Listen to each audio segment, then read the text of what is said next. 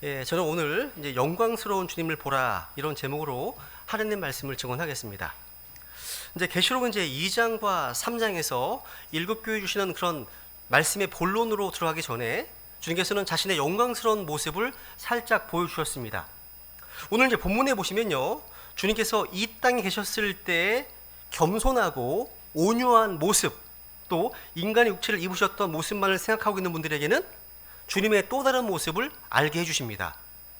주님께서는 이 세상 그 어떤 제국의 황제의 영광도 따라할 수 없는, 감히 따라올 수 없는 예수님의 영광스러운 모습을 우리 성도들이 보고 알기 원하셨습니다. 우리는 우리 주변의 환경을 보기 전에 주님을 먼저 바라봐야 됩니다. 또 세상과 어떤 사람들의 어떤 소리들을 듣기 전에 먼저 주님의 음성을 들어야 됩니다. 여기 이제 9절에 보시면 9절 읽습니다. 시작. 나 요한은 또한 너희 형제요 환난과 예수 그리스도의 왕국과 인내에 동참하는 자라. 내가 하나님의 말씀과 예수 그리스도의 증언으로 인해 반모라 하는 섬에 있었노라 되어 있죠. 요한은 너희 형제라고 고백하면서 그 당시 핍박받던 7교회 성도들에게 자신도 같은 고난을 받고 있는 동지임을 상기시켜주고 있습니다. 또 요한은요, 자신을 환난과 예수 그리스도의 왕국과 인내에 동참하는 자 이렇게 고백합니다. 지난 수요 집회에 출애굽기 강의를 하면서 그런 말씀을 드렸습니다. 주님께서는 우리 구원받은 성도들을 거룩한 백성으로 삼으시고자 고난과 환난을 허락하신다고요. 사도행전 14장에 보시면 이런 말씀이 있죠.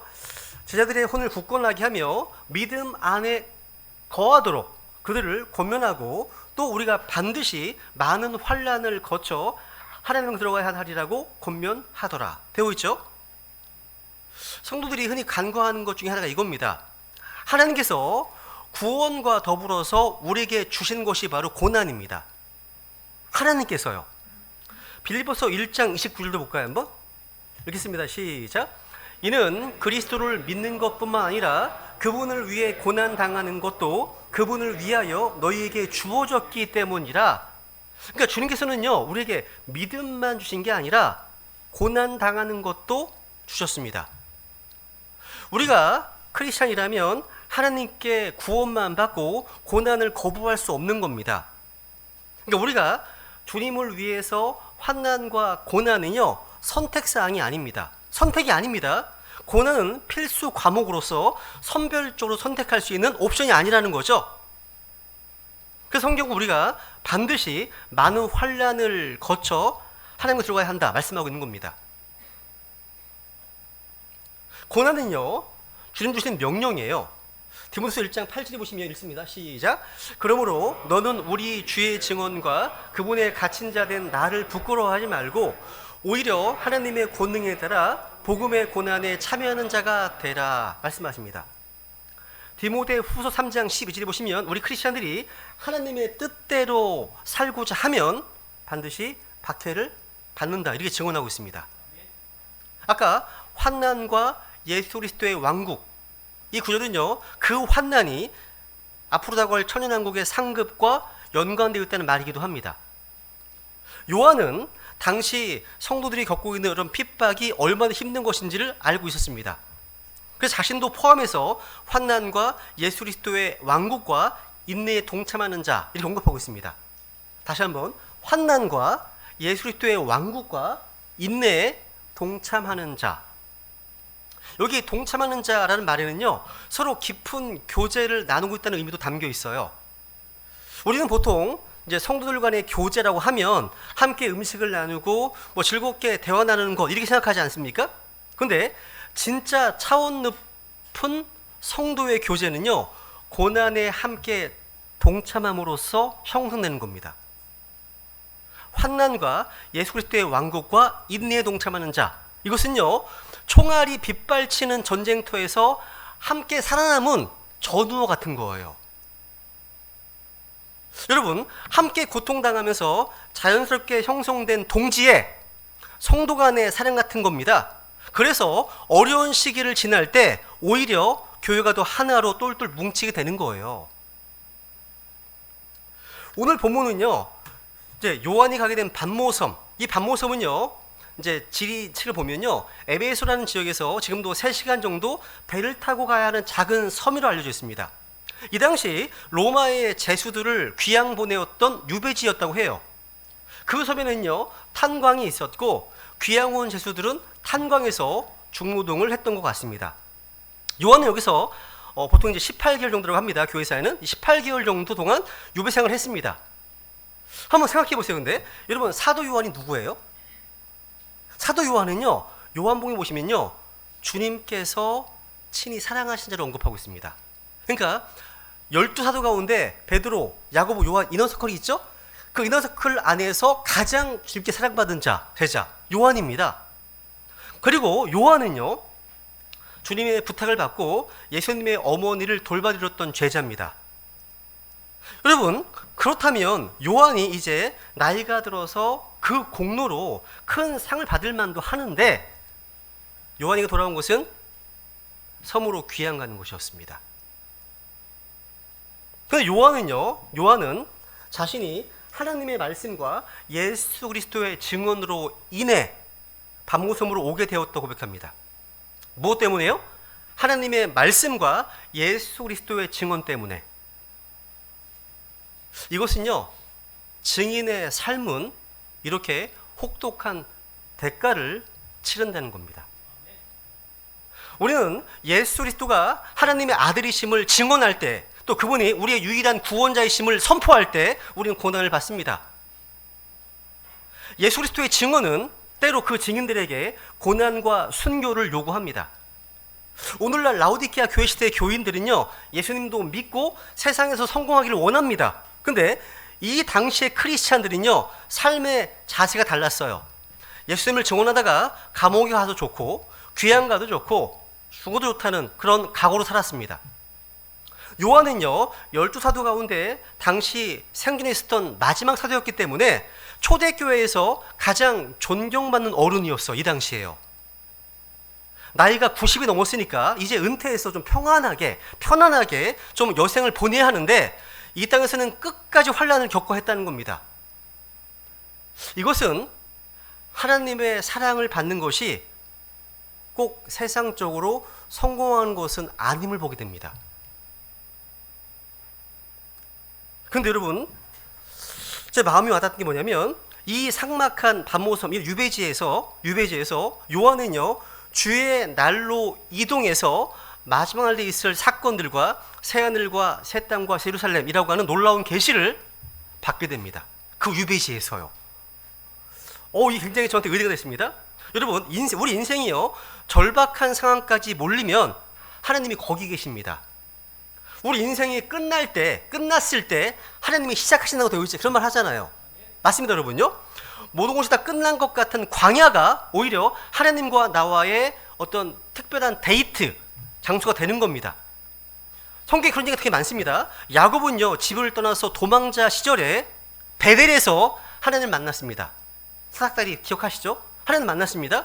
요셉은 감옥에서 꿈의 해석자가 됐습니다. 모세는요, 왕자의 신분에 쫓겨나서요, 40년 광야 생활을 다니면서, 그리고 80세의 노인이 되어서야 불타는 떨개나무에서 하나님을 만났습니다. 다윗은요, 쫓겨다니면서 동굴에서 시편을 썼습니다. 에스겔, 다니엘은요, 이방 땅 포로로 끌려갔다가 거기서 하나님의 놀라운 계시를 받았습니다. 바울은요, 아라비아로 가서 새 언약, 우리 신약이죠, 이 새 언약의 신비들에 대한 계시를 받았고, 또 로마의 감옥에서 옥중 서신을 썼습니다. 이렇게 고난 속에서 열매 맺는 은혜의 어떤 역사들은 이루 말할 수 없이 많다는 거예요. 그렇다면 우리의 모습이요, 지금 사방이 꽉 막힐 것 같은 광야에 있다면, 오히려 지금이 하나님과 깊은 관계 속으로 들어가서 주님의 말씀을 통해서 하나님의 음성을 들을 때임을 교훈해 주는 겁니다.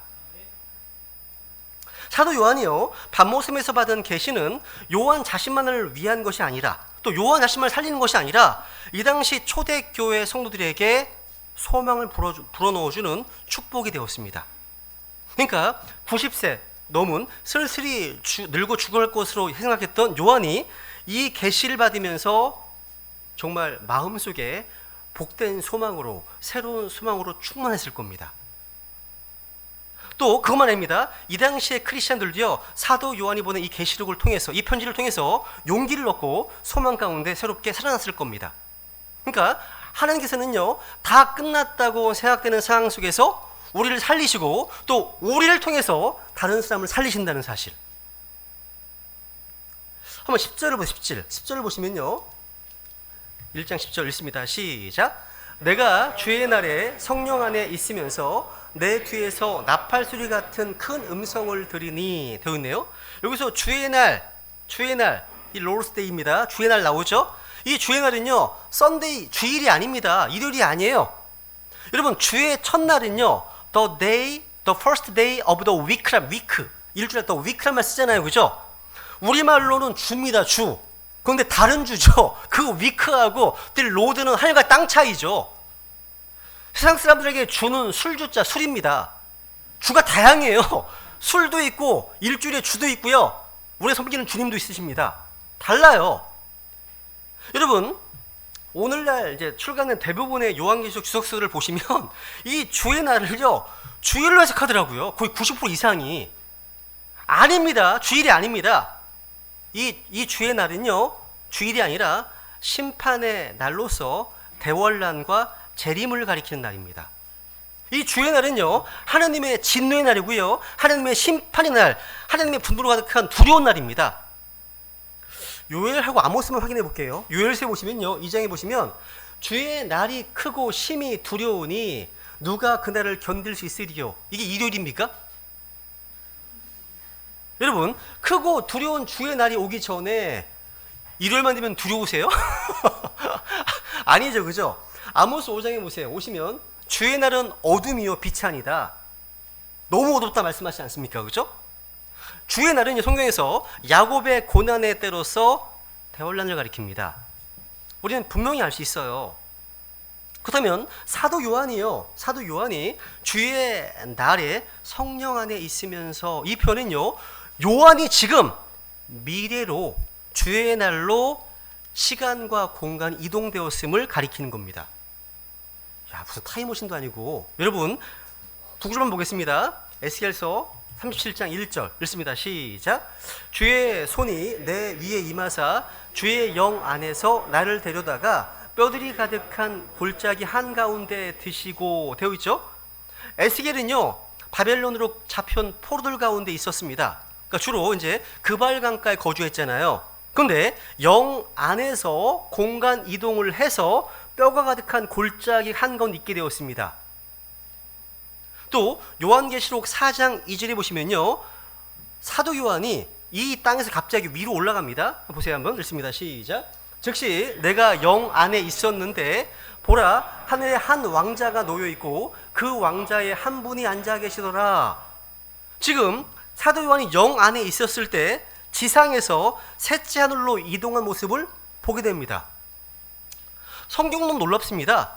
무슨 공상과학영화에 나오는 내용이 성경에 이미 기록되어 있어요. 저는요, 제가 과거에 구원받기 전에 어렸을 때 무협지를 좋아한다고 말씀드렸죠. 무협지.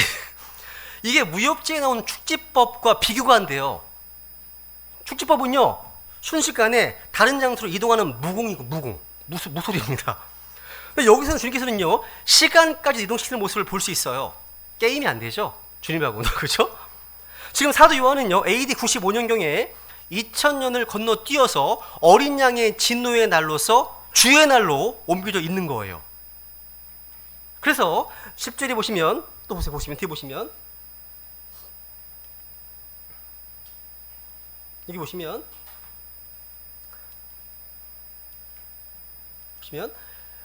내가 주의 날에 성령 안에 있으면서 내 뒤에서 나팔 소리 같은 큰 음성을 들으니 되어 있죠? 야, 나팔 소리, 밑줄 쳐보세요. 나팔 소리. 구약에서요, 나팔 소리는 여러 가지 의미가 있어요. 전투의 시작을 알리거나 전쟁에서 승리했을 때 나팔을 불기도 했고요, 한 해의 시작을 알릴 때 나팔을 불기도 했습니다. 파수꾼이 경고할 때, 아니면 중요한 일이 있어서 백성들을 한 곳으로 불러 모을 때도 나팔 소리가 울렸습니다. 지금 우리에게 하나님의 나팔 소리가 들리면 이 땅에서 저 하늘로 들림받아서 구원받은 모든 성도들과 다 함께 만나게 될 것입니다. 이 소리 듣고 싶지 않으세요? 그죠? 근데 여러분, 계시록 2장과 3장에서 우리 교회에 대한 말씀을 본격적으로 하시기에 앞서서 오늘 본문 13절부터 보시면 예수님의 영광스러운 모습을 소개하고 있어요. 보세요 한번. 13절부터 다시 읽어보겠습니다. 시작. 그 7 금 등잔대의 한 가운데 사람의 아들 같으신 분께서 발까지 내려오는 옷을 입고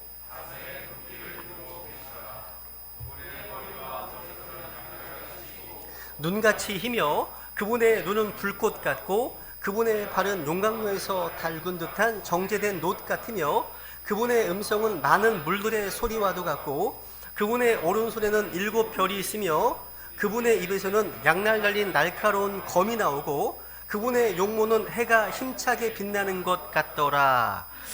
요한은요 조목조목 아주 자세하게 자신이 본 영광스러운 예수님의 모습을 기록하고 있습니다. 여기 있는 표현 하나하나가 다 중요합니다. 사도 요한이요 예수님의 모습은 사도 요한이 본 그 모습은요 초림 때 육신을 보신 모습과는 완전히 다릅니다. 너무 달라요. 여기 제일 먼저 발까지 내려온 옷과 금띠. 여러분 이것은요 구약에서 보시면 제사장이 착용하던 복장을 연상시킵니다. 이것은요 예수님께서 신약교회를 대표하시는 대제사장이심을 의미합니다. 우리 주님의 위엄과 영광과 권세가 세상 그 어떤 것과 비교할 수 없는 분이심을 뜻하는 겁니다. 구약시대에 대제사장이요 성전 안에서 금 등잔대 사이를 오가면서 하나님께 희생제사를 드렸던 것처럼 주님께서 언제나 교회 가운데 계셔서 자기 대제사장으로 하나님께 중보하고 있음을 의미하는 겁니다. 또 가슴의 금띠, 이 가슴에 이 금띠는요, 금띠는 대제사장들의 가슴에 달려있던 12지파의 이름이 새겨져 있던 흉패를 연상시킵니다. 흉패. 주님께서는요 자신의 백성과 교회의 어떤 이름을 가슴에 새기시고 기억하고 계십니다. 가슴에 있으신 겁니다. 저 여러분이요. 주님 마음속에. 또 이 옷은요 왕이 입는 옷입니다. 왕이 입는 옷이에요. 주님께서는 온 우주와 역사를 다스리시는 왕들의 왕이십니다. 로마 황제는요 왕들의 왕이신 주님의 발끝도 못 미치는 어떻게 보면 하루살이 같은 왕인 겁니다. 그렇기 때문에 로마의 핍박 앞에 결코 기죽어서는 안 된다 라는 말씀인 거예요. 여러분 아이들이 어릴 때 이런 말 하잖아요. 야 우리 아빠 경찰이야. 야 우리 아빠 군인이야. 우리 아빠 조종사야. 야 우리 아빠 뭐 사장님이야. 야 요즘은 우리 아빠 차는 뭐 제너시스 이런 얘기한다고 하더라고요. 차를 얘기한다고 하는데 하면서 이제 누구 아빠가 더 힘이 센지를 가지고 말다툼을 합니다. 그렇다면 우리의 아버지신 하나님은요 온 우주를 다스리시는 왕들의 왕, 주들의 주, 전능자라는 사실을 확실히 믿는다면 우리가 어떤 상황 속에도 기죽지 않을 거예요. 우리 아빠가 누군데, 그죠? 또 보세요. 예수님은요 흰 양털 같고 눈같이 흰 머리와 머리털. 여러분 영어 가운데 계신 예수님은요 검은 머리가 아닙니다. 또 금발도 아니시네요. 완전히 백발입니다. 보통 이제 우리나라 동양에서는요 흰머리 그러면 뭐 연륜이나 지혜를 얘기하잖아요. 그래서 깊은 존경의 대상이 됩니다. 이것은 주님께서 옛적부터 계신 분으로 처음부터 항상 계셨던 주님의 영원하심을 말합니다. 다니엘서 7장 9절에 보시면요 내가 보니 마침내 그 왕자들이 무너져 내리고 옛적부터 계신 분께서 앉아 계시는데 그분의 옷은 눈같이 희고 그분의 머리털은 순결한 양털 같으며 라고 되어 있죠.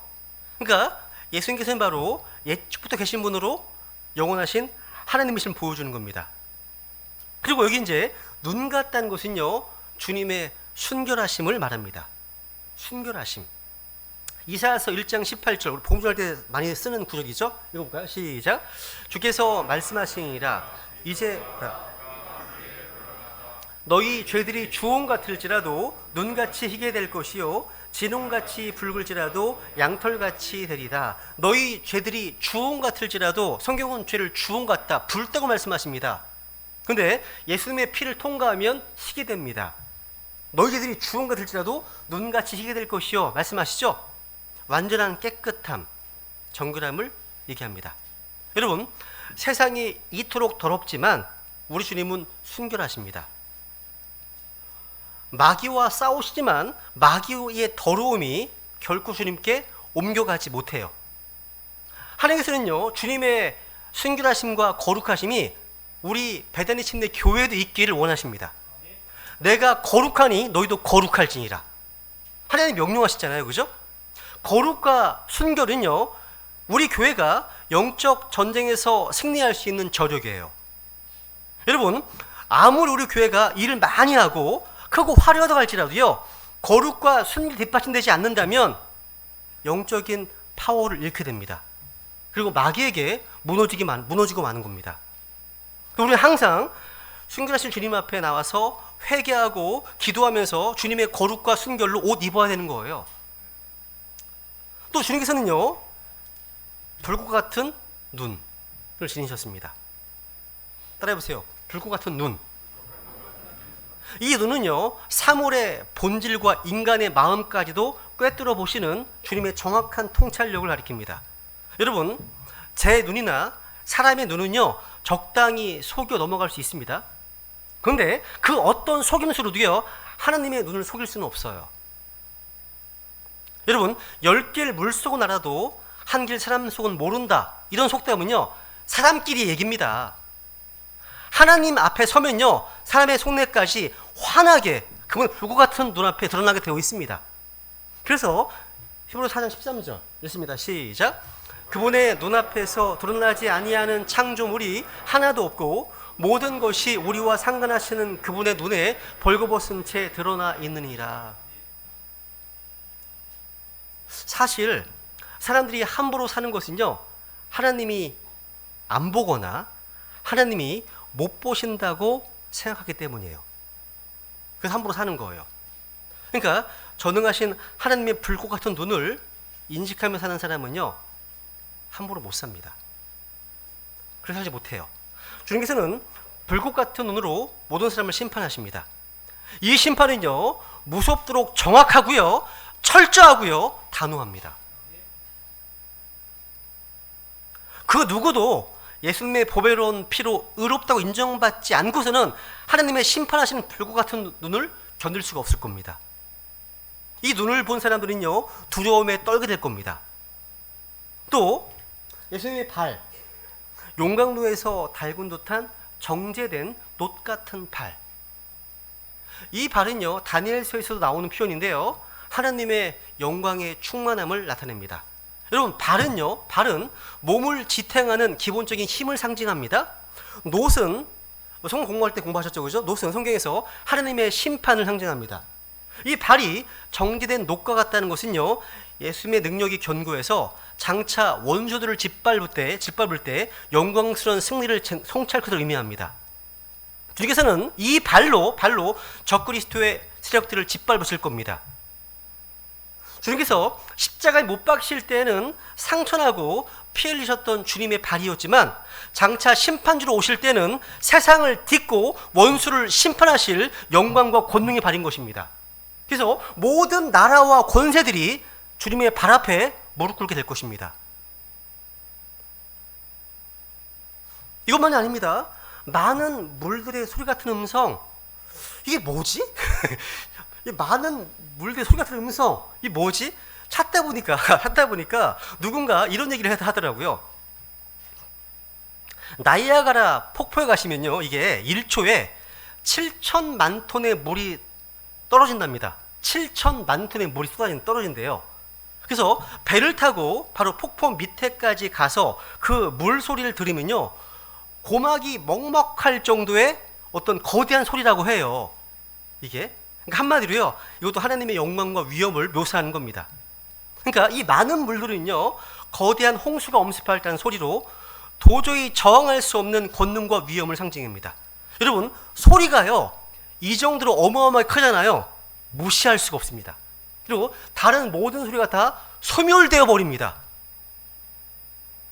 이 소리에 완전히 압도당한다는 거죠. 저는 우리 베네 성도님께서 하나님의 말씀을 통해서 이 맑고 위대한 주님의 그 음성을 매일매일 듣고 사는 성도들이 원합니다. 그로 인해서요, 이 세상이 내는 잡소리들, 이런 잡다한 소리들에 신경 쓰지 않기를 원합니다. 이것만이 아닙니다. 주님 여기서는요, 양날 달린 날카로운 검이 나오죠. 여러분 잘 아시다시피 이거는요, 성령의 검으로 불리는 하나님의 말씀을 가리킵니다. 이 주님의 말씀은요, 히브리서 4장 12절 말씀대로요, 양날 달린 어떤 검보다도 더 예리합니다. 하나님께서는요, 처음에 말씀으로 세상을 창조하셨죠, 그죠? 그리고 이 말씀으로 온 우주를 다스리고 운용하시는 책입니다. 운용하십니다. 우주를 운용하는 책, 이 책입니다. 책. 하나님의 말씀은요, 떨어지는 그 즉시 실제가 됩니다. 말씀은요, 하나님 말씀하시면 홍해가 갈라졌습니다. 주님 말씀하시면 광야가 샘이 솟아올랐고요, 마른 뼈들이 살아 붙어서 군대가 되었습니다. 주님 말씀하시면요. 이제 마지막 날 주님께서 양을 달린 날카로운 검으로, 말씀의 검으로 적그리스도의 뉴 월드 오더를 무너뜨리시고 그 사악한 세력들을 심판하실 것입니다. 근데 여기서 좀 생각해 보시자고요. 왜 양날 달린 날카로운 검이라고 했을까요? 이것을 우리에게 적용한다면 영적 전쟁을 전제로 하고 있는 말씀입니다. 여러분, 어둠의 세력들이 무서워서 도망가는 것이 바로 하나님의 말씀의 검입니다. 그렇다면 신약 교회로서 우리 하나님의 교회, 우리 배달심리 교회는요, 항상 하나님의 말씀을 가까이 됩니다. 하나님의 말씀을 강조해야 되고 이 말씀을 드높여야 됩니다. 그래야 어둠의 군대를 물릴 수 있기 때문이죠. 이 제일 중요한 본질이에요, 본질. 또 우리 주님께서는요, 해가 힘차게 빛나는 것 같은 용모를 하고 계십니다. 이것은 예수님께서 의의 해, 의의 태양이시기 때문입니다. 이것은 인간이 도저히 접근할 수 없는 하나님의 영광을 뜻합니다. 성경에서 하나님은 빛이시다라고 하셨죠, 그죠? 여러분 생각해 보세요. 사도 요한은요, 자신이 청년 시절 주님을 모시고 다닐 때 변용산에서 영광스럽게 변하신 그리스도의 모습을 목격한 적이 있습니다. 있죠, 그죠? 요한은요, 거의 데자부처럼 그때 생각이 났을지 몰라요. 장차 주님께서 오시는 날 되면요, 주님을 따르는 성도들이 다 이처럼 해와 같이 빛나게 될 겁니다. 한번 읽어볼까요? 시작. 그때 의로운 자들은 자기들의 아버지의 왕국에서 해같이 빛나리라. 들을 끼는 자는 들을지어다. 와, 해가 힘차게 빛나는 영광. 이것은요, 에스겔이 본 모습과 동일합니다. 에스겔서 1장에서도 이랍니다. 지금 예수 그리스도의 모습을 보여주고 있는데 사방에 광채를 가지고 있고 사방으로 퍼지는 그 광채의 모양 얘기하면서 내가 그것을 볼 때 얼굴을 땅에 대고 엎드렸다고 되어 있죠. 이건 주님의 영광의 모습입니다. 내가 그것을 볼 때 얼굴을 땅에 대고 엎드렸다고 되어 있습니다. 여러분, 사도 요한은요, 우리 주님의 용모가 해가 힘차게 빛나는 것 같다고 했는데 지금 사도 요한과 에스겔이 보인 반응은 똑같습니다. 동일합니다. 어떤 반응입니까? 에스겔은 그것을 볼 때 얼굴을 땅에 대고 엎드렸습니다. 사도 요한도 마찬가지예요. 보세요. 17절 읽습니다. 시작. 내가 그분을 볼 때 죽은 자같이 그분의 발 앞에 쓰러짐. 됐습니다. 내가 그분을 볼 때 죽은 자같이 그분의 발 앞에 쓰러짐에. 여러분, 하나님의 영광 앞에 서면요, 누구나 납작 엎드리게 됩니다. 그리고 죽은 자같이 발 앞에 쓰러지게 됩니다. 여러분, 사도 요한은요, 예수님의 피로 거듭난 사람입니다. 또 주님께서 귀히 쓰시던 12제자 중 하나였습니다. 또 요한은요, 최후의 만찬 때 주님의 품에 안겨있던 사람이었어요. 그런데 그런 요한이 60년 정도가 지나서 요한계시록 기록할 때 영광 주님을 다시 보고는 감히 얼굴도 마주하지 못하고요, 죽은 자같이 주님 앞에 쓰러졌습니다. 이게 어떤 책에서는 주님의 얼굴 너무 낯설어서, 너무 오랜만에 봐서 낯설어서 그렇대요. 되게 어이가 없어가지고 이건 뭐야? 어이가 없더라고요. 그런 게 아닙니다. 요한은 인간의 육신을 입고 오신 예수 그리스도에 익숙하지만 반모섬의 계시에서 장차 오실 예수 그리스도의 영광을 보고는 완전히 달라진 거예요. 전혀 다른 모습이었거든요. 그죠?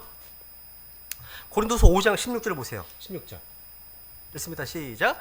그러므로 이제부터는 우리가 아무도 육체를 따라 알지 아니하노니 참으로 지금까지는 우리가 그리스도를 육체를 따라 알았으나 지금 이후로는 그분을 더 이상 그같이 알지 아니하노라.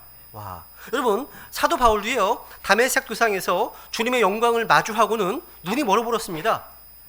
두려움에 사로잡혀서 사흘 밤낮 식음을 전폐할 지경이었습니다. 여러분 우리 육신의 눈으로요 주님의 영광을 본 사람들 반응 이렇습니다. 마태복음 17장 6절에 보시면 병영산에서요 주 하나님의 음성을 들은 제자들은요 얼굴을 대고 엎드렸습니다. 심히 두려워했거든요. 그러니까 주님의 영광을 보고 그 음성을 들을 때의 모습이 이러하다는 거죠. 잘 보세요. 이게 성경의 모습입니다. 주님의 영광을 보았을 때 반응이에요. 음성 들었을 때의 모습입니다. 근데 오늘날 기독교 서점에 가시면요 주님을 봤다, 주님의 영광을 들었다, 이런 체험 관련된 책들이 상당히 많습니다. 근데 그분들의 간증을 들어보면 성경과 너무 달라요. 너무 다릅니다. 천국 갔다 왔다, 지옥 갔다 왔다는 이런 간증하는 체험을 보더라도요 성경과 전혀 일치하지 않습니다. 그런 책들이나 영상에 미혹돼서는 안 됩니다. 우리 성경 신자들은요 사람의 느낌이나 체험이나 그들이 보고 들은 것보다 성경이 더 확실하고 옳다는 것을 믿는 사람들입니다. 이 말씀과 일치하지 않으면 그들은 어둠 가운데 있는 거예요. 그거 사시면 안 됩니다. 그죠? 우리가 주님의 말씀을 통해서 예수님이 어떤 분이신지를 제대로 알면 알수록 우리는 더 빨리 그분 앞에 엎드리게 되고요 복종하게 됩니다. 우리가 더 깊이 그분께 복종할수록 그분이 우리에게 보여주시는 진리도 더 깊어질 거예요. 여기 보시면요 아까 다시 보시면 사도 요한이 이렇게 합니다. 나는, 주님 말씀하십니다. 나는 처음이요 마지막이니 나는 살아있는 자라. 이 구절은 지난주에 설교했던 나는 알파와 오메가라는 말씀이 다시 반복되는 겁니다. 그리고 그 다음 잘 보세요. 전에 죽었으나, 여호와의 증인들이 가장 싫어하는 구절 중에 하나입니다. 그들을 대할 때. 왜냐하면 처음과 마지막 알파 오메가는 구약성경에서 여호와 하나님이십니다. 근데 그분이 전에 죽었다고 되어 있잖아요. 순간 충격받습니다. 충격받습니다. 바로 예수님, 바로 전능하신 주 하나님이시라는 거죠. 그죠? 여러분 전에 죽었으나, 이 말씀은요 주님께서 십자가에 달려 돌아가신 사실을 가리키잖아요.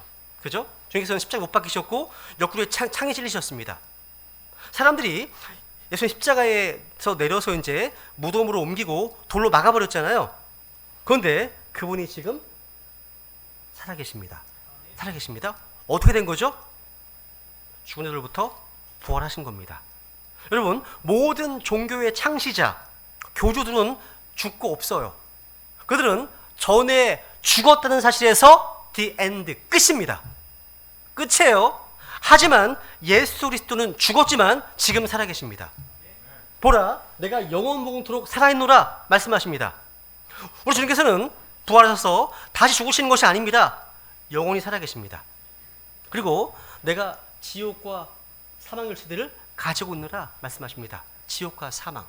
사망은요 우리 몸과 연관된 거죠. 몸을 붙잡아두는 겁니다. 지옥은요 우리 혼을 지금 붙들고 있는 장소입니다. 주님께서 죽으셔서 지옥 가셨을 때 땅 아래 지하세계 이곳저곳을 마음대로 다닐 수 있으셨는데, 그것은 우리 주님께서 지옥과 사망의 열쇠들을 가지고 계시기 때문입니다. 열쇠는요 성경에서 권세, 절대적 권세를 상징합니다. 그러니까 죽음을 이기고 부활하신 주님께서는요 십자가의 피로 구원하신 모든 자들을 지옥과 사망에서 해방시켜 주십니다. 그 권세가 있으신 분이십니다. 핍박과 죽음의 공포로 시달리고 있었던 그 당시 크리스찬들에게 주님께서 이렇게 격려하시는 거예요.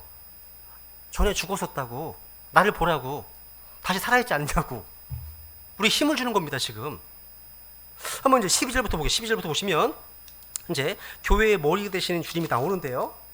12절 보시면 내게 말씀하신 음성을 알아보려고 내가 돌아섰을 때 7 금 등잔대를 보았는데 그 7 등잔대 한 가운데에 사람의 아들 같으신 분께서 쭉 얘기하죠, 그죠? 그리고 그분의 오른손에는 7별이 있습니다 하시면서 네가 본 7 등잔대는 7 교인이라 말씀하십니다. 그죠? 등잔대는 교회를 가리킵니다, 그죠? 근데 여기 이제 보시면 7 등잔대 한 가운데에 사람의 아들 같으신 분께서 계시네요.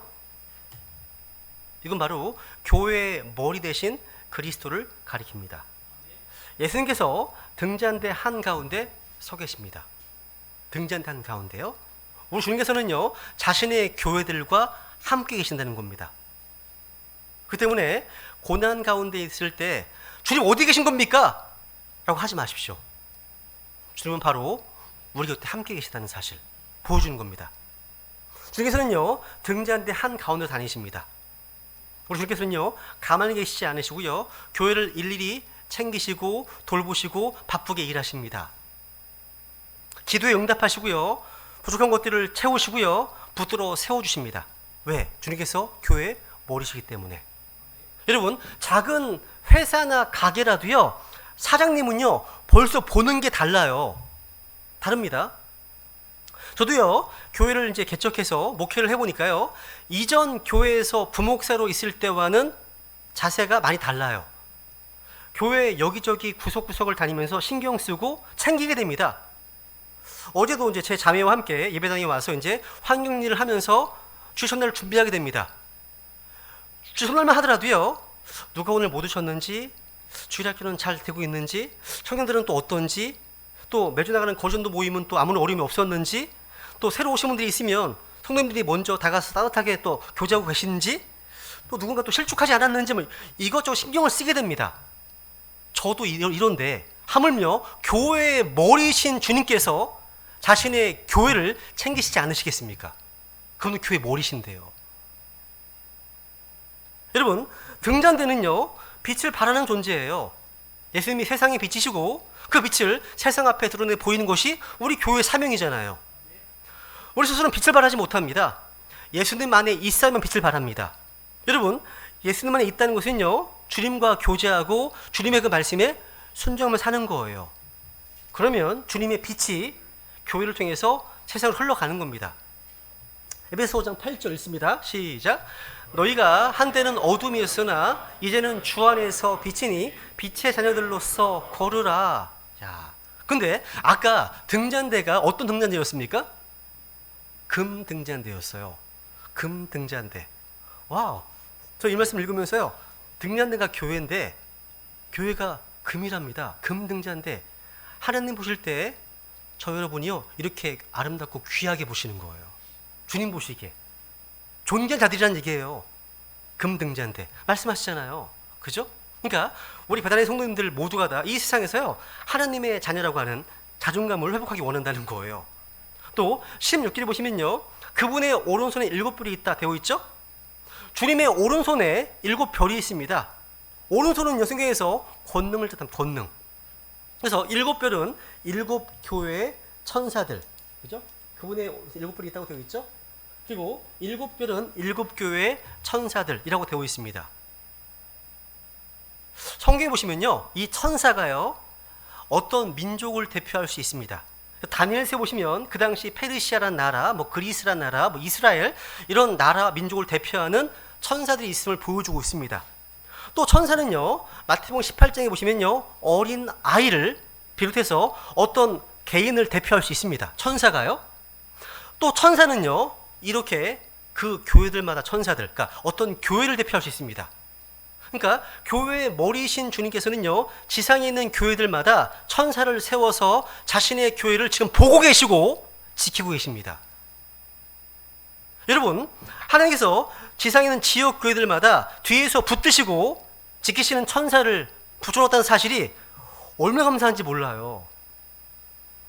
여러분, 이 19절 보세요. 19절. 이게 요한계시록의 이제 순서와 구조를 보여주고 있는 중요한 구절인데요. 읽습니다. 중요한 핵심 구절입니다. 시작. 내가 본 것들과 지금 있는 것들과 이후에 있을 것들을 기록할지.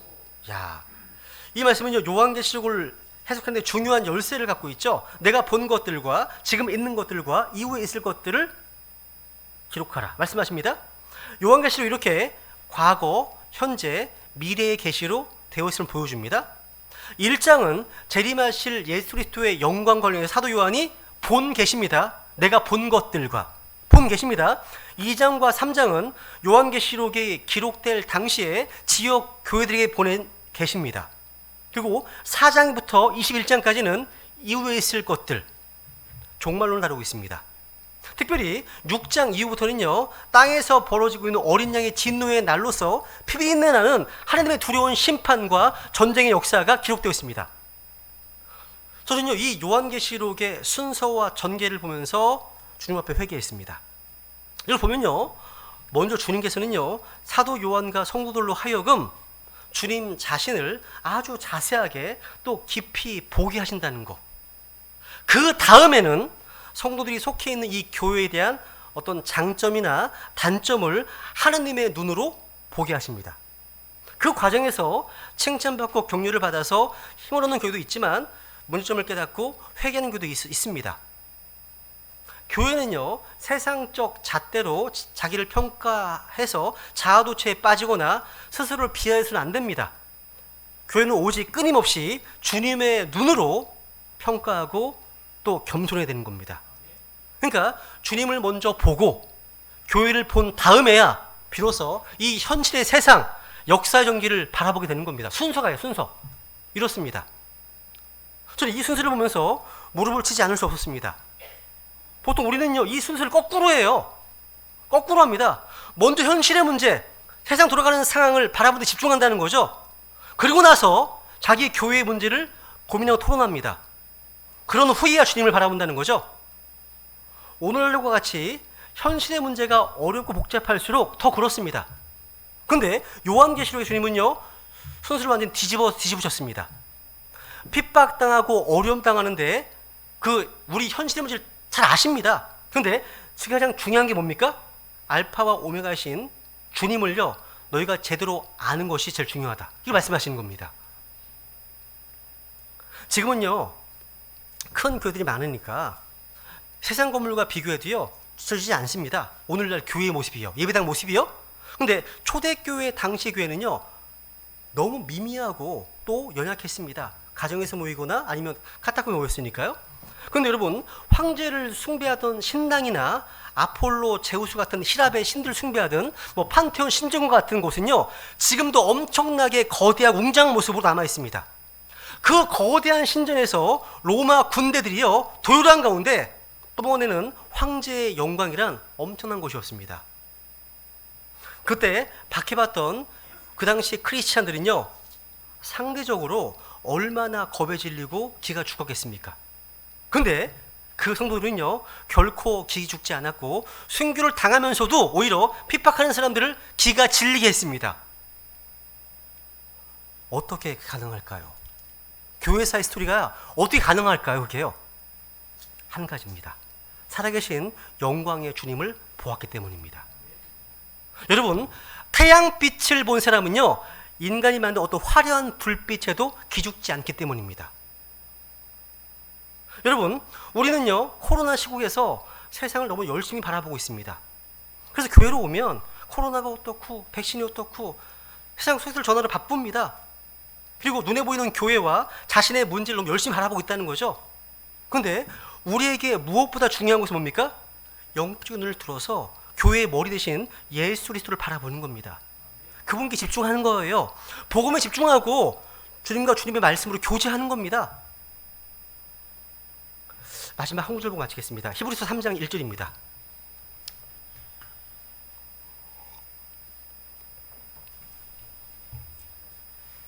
읽습니다. 시작.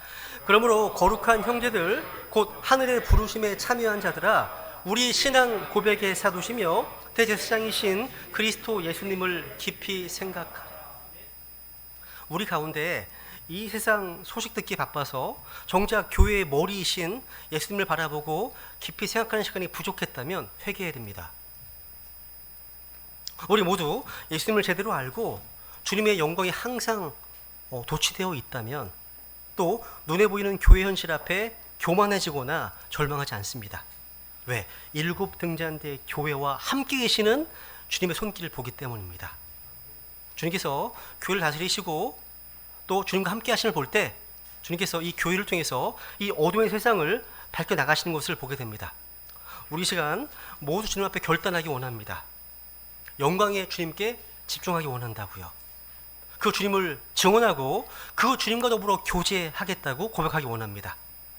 이 마지막 날들 우리 모두가 다 주님을 깊이 생각하고 주님의 영광 가운데 거하는 가운데 우리 그리스도의 몸으로서 우리 교회가 머리가 지시하는 대로 움직이고 또 그리스도의 손과 발이 되어서 우리 주님의 뜻을 성취하고 이 생명의 말씀을 세상 속에 퍼뜨리는 자들이 되겠다고 결단하시면서 이 시간 우리 주님 앞에 은혜를 구하겠습니다. 기도하시겠습니다.